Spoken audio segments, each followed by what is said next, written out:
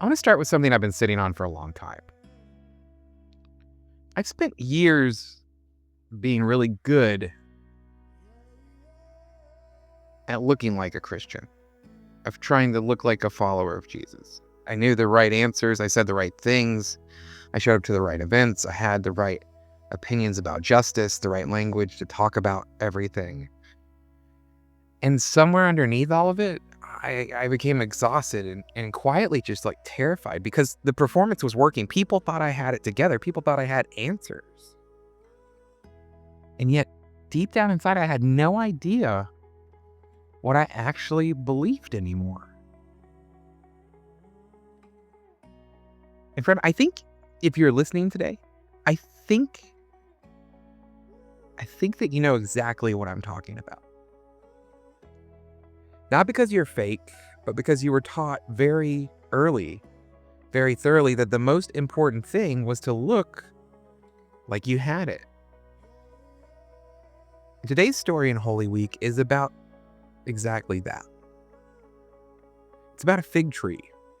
It's one of the strangest things that Jesus ever does, right? It's a strange story. Sometimes growing up, I would wonder why this story was even there. But if you'll follow me through this strange story, I think we'll find some answers on the other side. I'm your host, Reverend Andrew Graham Shipley. This is the Missiongathering podcast, and we are continuing our series of Unlearning Empire. Let's get into it.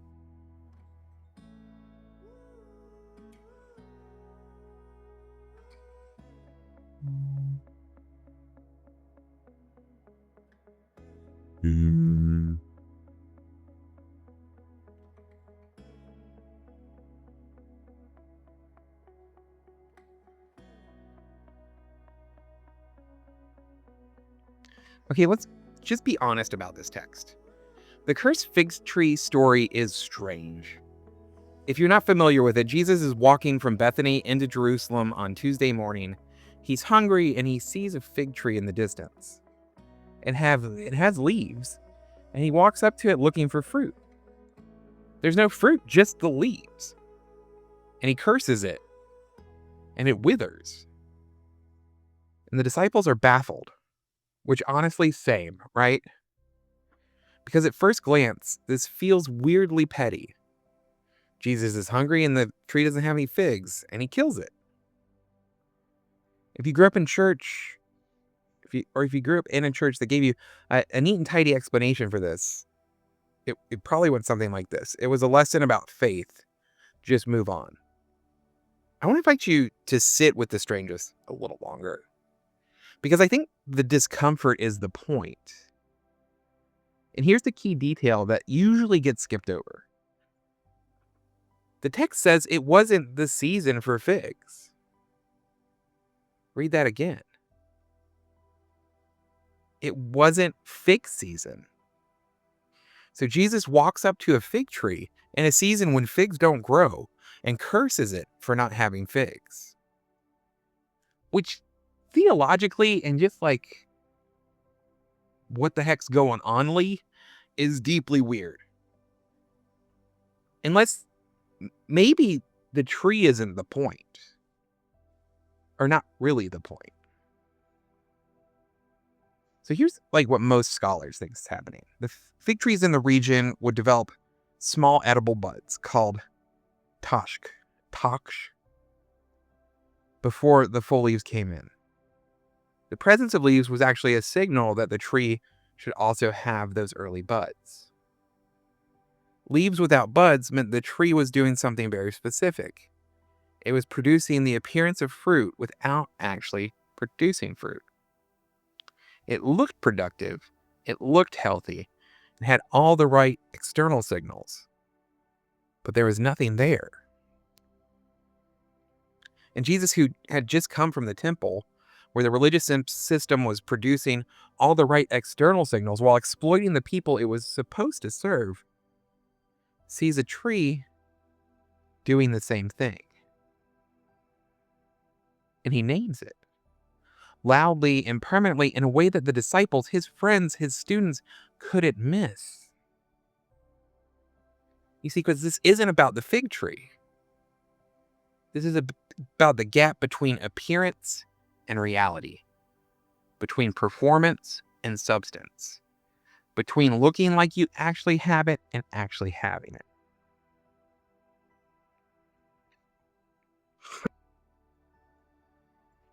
I want to talk about something that I think is really specific to the experience of growing up in church. There's a kind of formation that happens in religious communities that is very good at producing performers.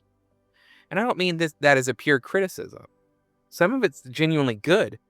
Community norms, shared practices, accountability, but a lot of it, if we're being honest, is training people to perform faith rather than actually have it.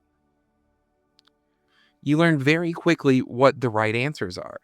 You learn which emotions are acceptable to express and which ones need to stay private. You learn that doubt is dangerous, that it signals weak faith, that it worries people, that it's better to keep it to yourself. You learn that the goal is to look like you're growing, even in the seasons when you're actually just surviving. And the really insidious thing is, the performance often works. People affirm you. You get leadership roles. You become someone others look up to. The community reflects back to you. You're doing it right. And then you go home feeling completely hollow.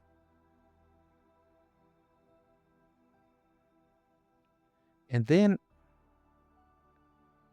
a lot of us hit a wall, don't we? Maybe it was a specific thing the institution did. Maybe it was a theology that finally broke under the weight of your actual life. Maybe it was watching church protect itself instead of protecting the people it harmed.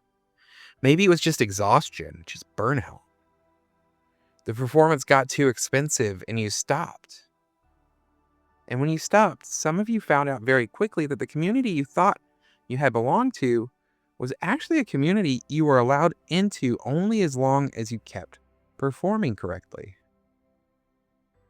The moment you asked the wrong question or stepped back from the right activities or started being honest about where you actually were, people got uncomfortable. Some people got cold. Some people disappeared and ghosted you entirely. And that experience of finding out that your belonging was conditional on your performance, that's one of the most painful things religious trauma does to a person. Because it doesn't just hurt you, it warps your ability to trust belonging anywhere. You start to assume that every community has fine print, that acceptance is always conditional, that people, if they really knew what was going on inside of you, that they just up and leave. And I want to name that directly today because I think the fig tree story is actually really good news for people like you and me who are carrying that wound, walking around with that wound.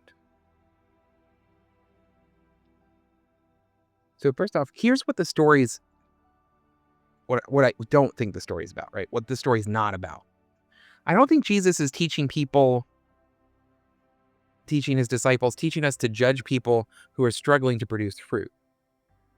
I don't think this is a story about God being angry at the person who is exhausted and dry and going through a season where nothing seems to be growing. That reading would make the story about shame. And I don't think shame is what's on the table here.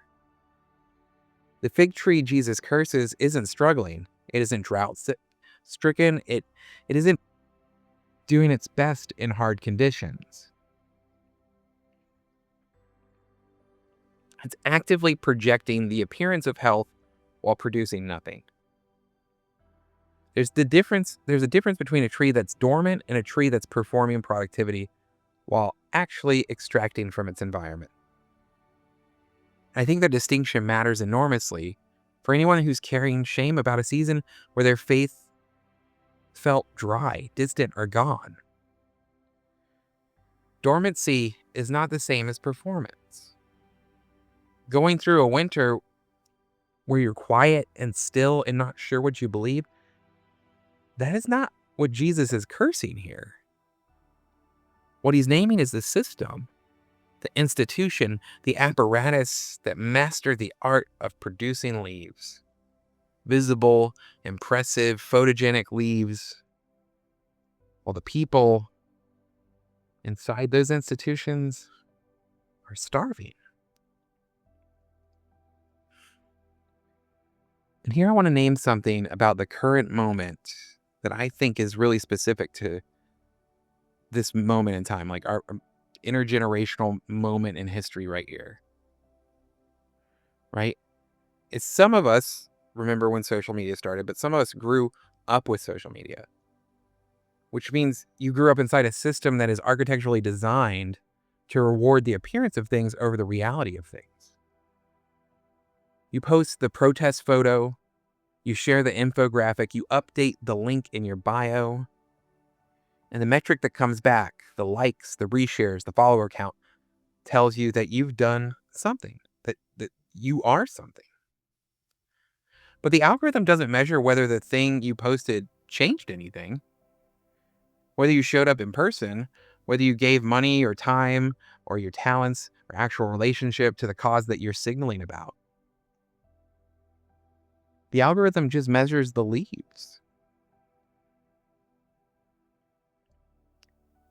And I'm not saying this to condemn social media activism. Like, I'd rather you say things that are good on social media that are for justice than nothing. Some of it's genuinely important. Movements have been built on it, and information has to spread and it needs to spread. But I think that a lot of us, if we're honest, have had the experience of performing justice in a way that costs us nothing and changed nothing, and then feeling vaguely empty about it and not knowing why. That emptiness is worth paying attention to, because it might be the healthiest thing in you right now. The part of you that knows the difference between the leaves and actual fruit. So what does fruit actually look like? And I want to be careful here because I think the answer is less impressive than we might want it to be.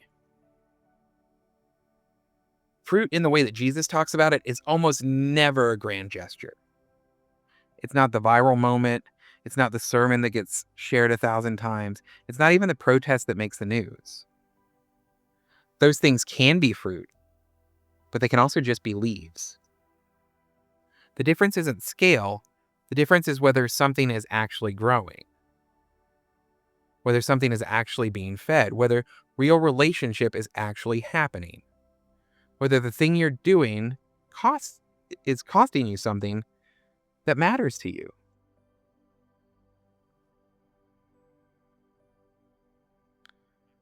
Brené Brown, who is not a theologian and has some controversial stances, for sure, but who has done some of the most useful work in psychology of authenticity. There's lots of other people out there. If you know any other people, like, put it in the comments. But she talks about the difference between fitting in and belonging. Fitting in, she says, is about assessing a situation and becoming who you need to be in order to be accepted. Belonging is about showing up as who you actually are and finding that you're wanted there. I think that maps almost perfectly onto the difference between performing faith and having it. Performing faith is fitting in. You assess the community, what the community needs you to look like, and you produce that image. Having faith is belonging. You show up with what you actually have, and even when it's not impressive, even when it's more questions than answers, even when it's the most honest thing you can say is, I don't know, but I'm still here. And you find out whether or not community can hold that. And here's what I want to say about the community that I pastor. We're not a community that has it all figured out. We're a community that is we're a community that is not going to ask you to perform a particular kind of faith in order to belong here, or a particular kind of action in order to belong here. We're a community that is specifically trying to create a space for people who are done performing. People who are exhausted by the leaves, people who are in a winter season and need a community that won't mistake dormancy for failure. People who actually produce something, justice, relationship, healing, truth, and who know that the work is slower and harder and much less photogenic than any algorithm will ever reward. That's the community we're trying to be. Not perfectly, never perfectly, but genuinely. And if you've been burned by communities that wanted your performance more than your presence, I want to say clearly to you, you don't have to perform here. Show up with the questions, show up with the doubt, show up with the anger, right? The anger from last episode we talked about, and the exhaustion from this one. That's not a liability. It's exactly what honest community is made of. This strange fig tree story ends with the tree withered. And I used to read that as threatening, right? As a warning that you need to produce fruit or else. But I've started reading it differently. I've started reading it as a mercy. Because a tree that is producing leaves without fruit isn't just failing the people who need to be fed. It's also not becoming what it was made to be. The withering isn't punishment for failing to perform. It's the end of a pretense. And sometimes the most liberating thing that can happen is for the pretense to end, for the performance to become unsustainable, for all the leaves to fall off so that something can finally truly grow from it. I know a lot of us at Missiongathering here, we came after a season of withering. After something that looked like faith had collapsed, and after a community that turned out to have fine print turned us away. After a season where performance became impossible and we had to admit that we didn't know what we believed anymore. And what we found, and I think what we are still finding, is that withering wasn't the end of the story. It was the clearing of space for something slower, something more honest, something with actual roots. That's what we're after, not the leaves, but the fruit.